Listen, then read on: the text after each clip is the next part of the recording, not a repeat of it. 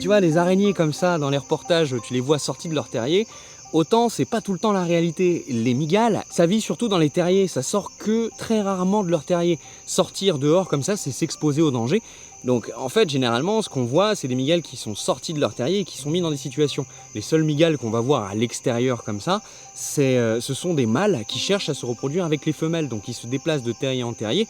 Mais ici, on a une femelle vraisemblablement, et donc elle n'a aucun intérêt à sortir. Ce qui s'est passé, c'est que moi, je l'ai sortie de son terrier pour la mettre ici, pour faire des plans de coupe, des plans que je vais pouvoir insérer dans des reportages, pouvoir filmer aussi du détail, des choses qu'on ne pourrait pas filmer dans des terriers. Et oui, car filmer des mygales, c'est pas de tout repos. Bien que ces animaux soient placides, en règle générale, les filmer requiert une certaine méthode. Car une fois sortis de leur terrier, ces animaux vont chercher soit à mordre, soit à fuir, soit à envoyer des poils urticants qui peuvent provoquer de lourdes démangeaisons et des réactions allergiques. Mais le prix en vaut la chandelle, étant donné que les images qu'on peut capturer sont magnifiques. Voilà, l'envers du décor, c'est aussi ça. C'est pas grave, hein, faut juste être honnête et le savoir. Vous voulez en savoir plus? Abonnez-vous.